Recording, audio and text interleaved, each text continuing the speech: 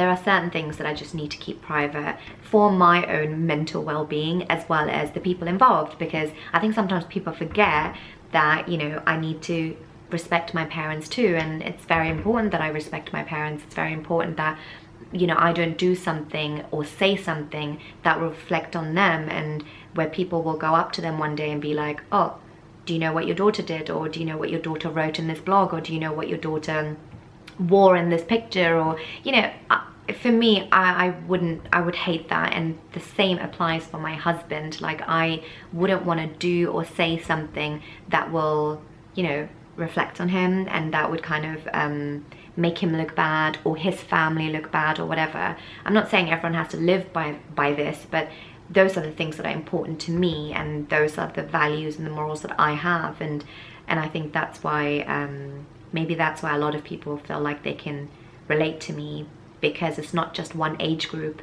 that follows me. I have people from all generations, and I genuinely have a lot of aunties and a lot of women my mum's age who follow me, and who you know, like, find me inspirational, or tell their daughters to follow me. And one lady even said to one of her daughters, you know, why aren't you getting married, to her daughter? And she was like, Vithya did it twice, why can't you even do it once? And I was laughing my head off, and I thought, good point. But you know, and it's just like, you just have great relationships like that with people. And yeah, so I think you need to really think about social media. It's not, I'm telling you, it's yeah, it can be good or bad. I've always loved teaching. I am the oldest granddaughter in my family, so I taught, I gave tuition to a lot of my little cousins, you know, from science to maths to English, whatever, and I really enjoyed it. And it's something that I started with my one-to-one tutorials. I just thought, you know what, one of the reasons the brides that I have book me is because they just want to look like themselves. And I'm not saying that other makeup artists can't do that. Like, there are a lot of makeup artists who you know, can achieve the exact same thing. I think with me, I make them look like themselves, and I think if people really saw the before and the after, they will be able to tell the difference, in the sense that I have gone through a lot to still make them look like them.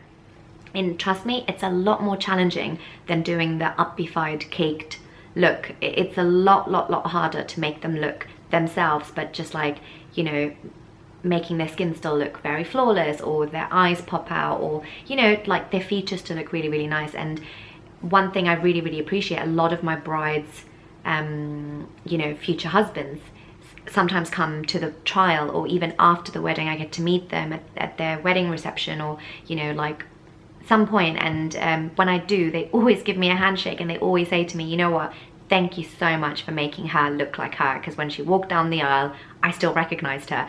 And that to me is very important. And I know the kind of brides that come to me have never worn eyeliner before, have never worn foundation before. They're just like so petrified of makeup that for them, they're just like, okay, I trust you with it because I know you'll make me look like me.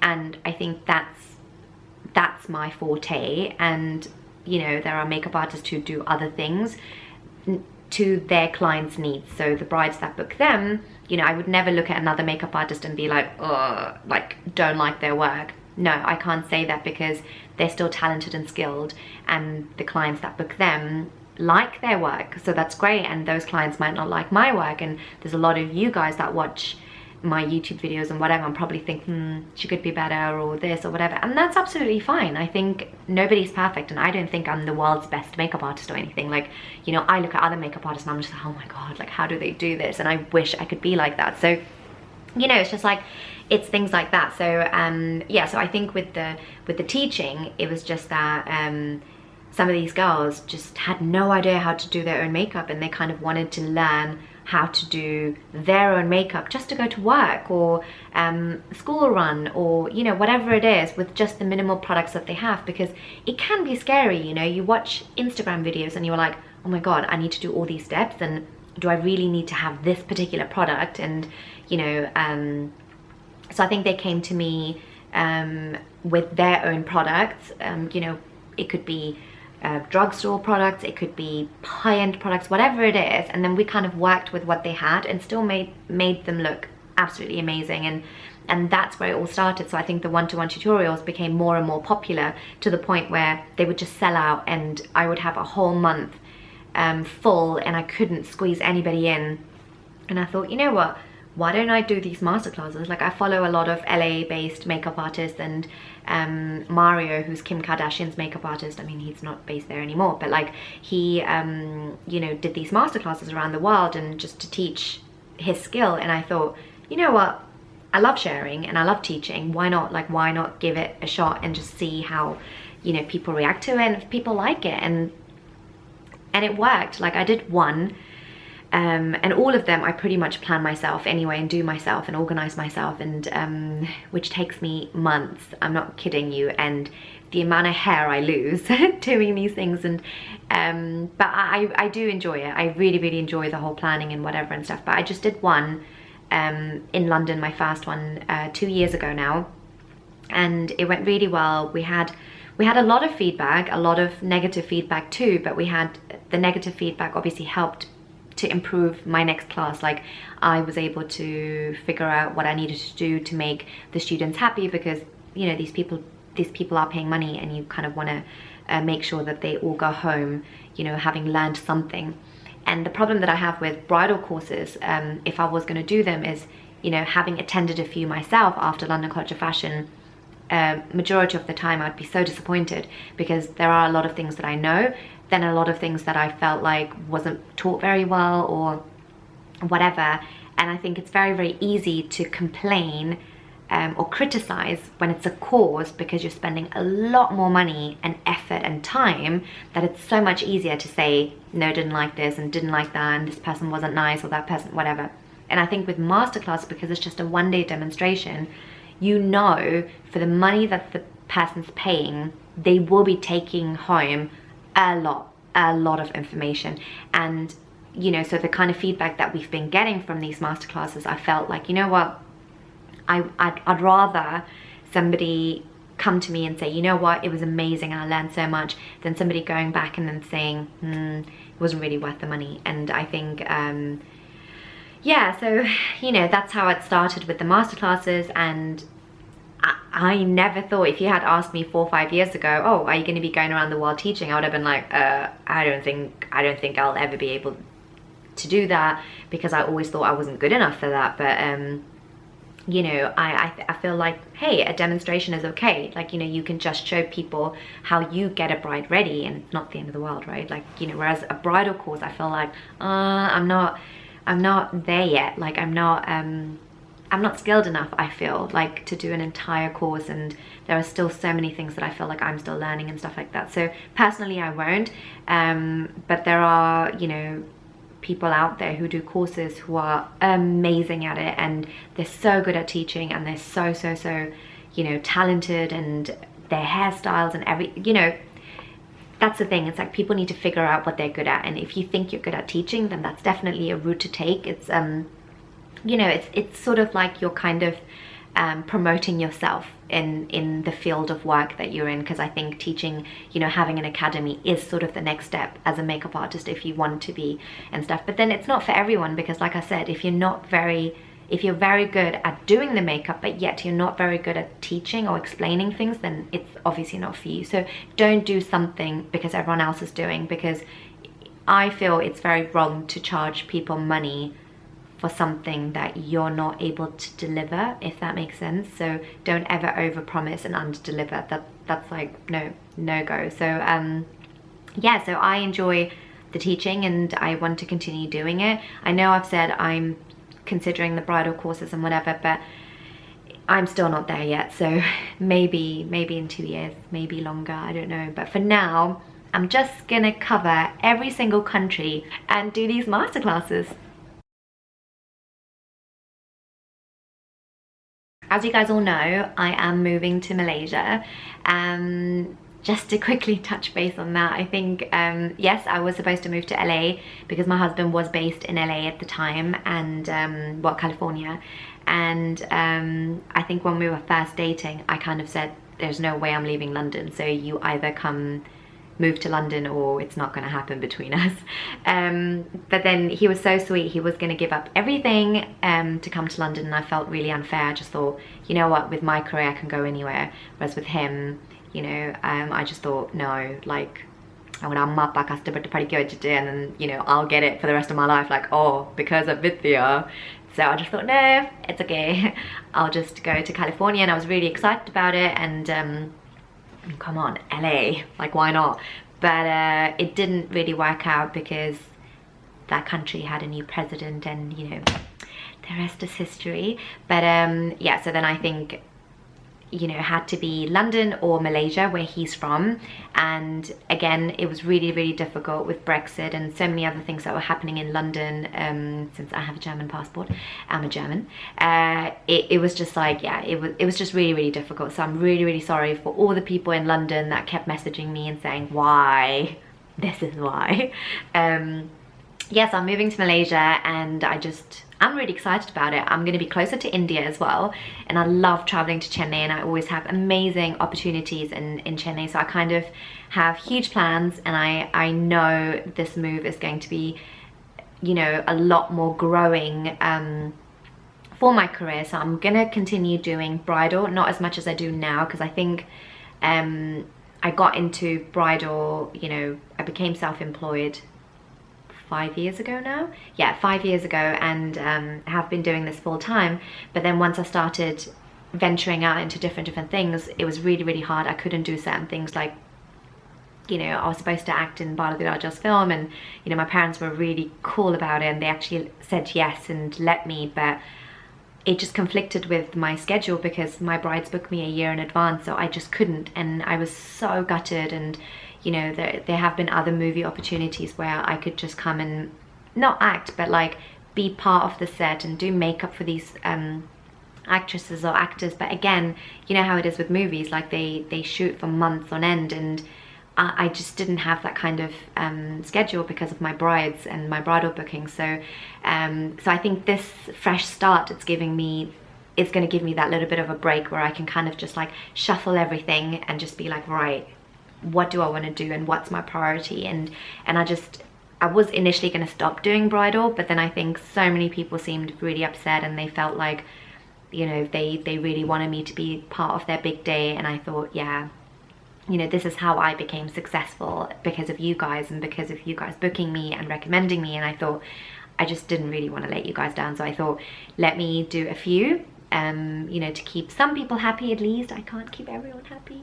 And then go on to all these other projects that I've said yes to and I really want to do. And I love the YouTube. It seems to be working, and so many people find it inspirational. Like, my mom watches all my videos, you know, on her smart TV, and it's like, you know, it's a little bit like, oh, and so does my husband's family. So it's fun, it's nice to be connected and you know, be known around the world, where people from, like, I don't know, some small city in Australia watches my sari draping videos or something. So it's pretty cool. And or being told that Radhika, the actress, watches my sari draping videos too, and it's just like, oh my god.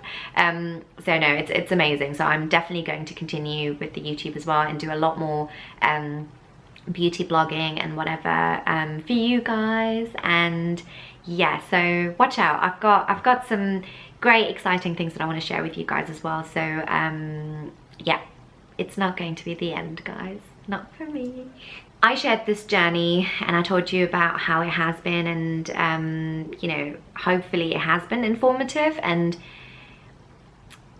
I want this video to be inspirational, and I want all the things that I've said to be inspirational. And all I can really say is, to be honest, you know, as a woman, especially from, you know, like an Asian background, and, you know, women from my generation and stuff, I think people always feel that when something happens to them, or you know, that's it, like, you know, they can't pick themselves up and they can't go on to doing something that they're passionate about. And I completely disagree, and I think I'm the perfect example. Like, I mean, I've been through a really hard time with my depression and the divorce, and, you know, a lot of other things that I'm not entirely comfortable talking about, of course, but, you know, there's a lot of things that I've been through, you know, in my life. And it's kind of motivated me to show people that, you know what, you can. And it doesn't mean that I have to sit at home, cry, and let society tell me or dictate that as a woman or a divorced woman you have to sit at home and you have to that's it, you can't get married again, or you can't go and do this kind of job, or you're going to be a bad omen on weddings. Or, you know, it was one of those things where for me I was just like, no, you know, like, no. My answer was no to everybody that sort of pointed fingers at me and said, you know, you can't do this or you can't do that. And I just thought to myself, no, because the one thing I don't want to do is become depressed again. And that was my driving point, that I was just like, no, I don't want to feel miserable. I don't want to wake up in the morning and not want to be around or something, you know. Like, it's one of those things where you just kind of feel like, I want to do something that makes me happy, and I want to get up from bed every morning and be like, right, you know, I'm gonna have a good day. You know, sometimes you don't, of course, but yeah. And it's just like, you know, I found, you know, an amazing man. I didn't expect to get married or be married again. I really didn't, and it wasn't a priority for me anymore either, but nor my parents. But I did, and you know, it worked out, and it's amazing. And just like that, even with my career, to be honest, it was after my divorce that my career really sort of blossomed. And you know, and it's not because people were interested in my divorce, because I never really shared anything about it anyway, but it was more because I really focused on my career, and I really put myself in there, because I thought to myself, no, like, I'm gonna do something with my life. I'm not gonna sit at home. And that's exactly what I did. And that's what I would advise you. It doesn't matter how old you are, because I mean, I'm regarded as, or seen as, already old, you know, and people are like, you know, people just think that, oh, especially Asian women just think if you're a certain age, that's it, you can't do this, you can't do that. And it's wrong. Even if you're 60, and my mum is 60 and she's capable, if my mum said to me tomorrow that she wants to become a photographer, I would encourage her. I would actually put her in a course, pay for it, and then just say to her, look, do it. Because it's just like, why not? Why is it, you know, that somebody's gonna, you know, if somebody dared to tell my mom, oh, in the Vaisla, you wanna, you know, blah blah blah. No. So that's why I think it doesn't matter how old you are. If you're passionate about something, you know, do it, but be smart about it. Like, you know, don't just drop everything that you do and then say to yourself, right, that's it, I'm gonna become a tailor now or something. Like, you need to really think about it. You need to think of it practically as well. I mean, especially you know, if you have bills to pay, if you have a family, if you have, I don't know, you're in the middle of doing your degree or education or whatever, there are certain things that do have to take priority. But have a plan. Like, don't give up. Just have faith in yourself and say to yourself, you know what, it's never too late to do something. And I'm a firm believer of it. And for me, I never look at my life or my situation or my age or anything else that people tend to throw at me and stop myself from anything. Like, I always say to myself, hey, you know what, I can even do that when I'm 40. And that's my mentality. And I think that's the kind of mentality you guys should have as well. And then, you know, forget people that have been through something, but even people who, you know, have had it all, and their parents have paid for everything, and they're having a great life, and you know, they're like just about to go to university, and yet they're unhappy because they feel so pressured and they feel so guilty because their parents have done so much for them, or whatever. I understand, but at the same time, it is your life, and you know, the one thing you don't want to do is be unhappy and miserable, because I find people who are unhappy and miserable usually let it out on other people. So let's make the world a better place. And you know, I think it's very important to be mentally healthy and happy and content. So I think whoever's out there, you know, don't compare yourself to other people. Don't compare yourself to somebody else who's at a certain stage in life. You know, I've recently had this girl who's just starting up with makeup email me and said to me, look, nobody knows me, so can you do a shout out? And I said to her, I'm sorry, no, because just like how all of us had to work really hard to get to where we are, I think that's what you need to do. And I didn't say that to her to be mean. I said that to her just so that she understands her own worth, like for her to be like, you know what, to say to herself one day that she deserved this. You know, she deserves where she is, and because she's worked hard for it. And I think that's really, really important. So, you know, just, yeah, stop looking at people around you and thinking, oh, but they've got that many followers, or they're there and they've achieved this and whatever. No, just take your time, do it at your own pace, and, you know, do whatever actually makes you happy. If you want to be a makeup artist, amazing. I think it's a great career, pays very well. But if you want to be, I don't know, a photographer, if you want to be a doctor, if you want to be, I don't know, like somebody that works at McDonald's because you love McDonald's so much, so what? Do it.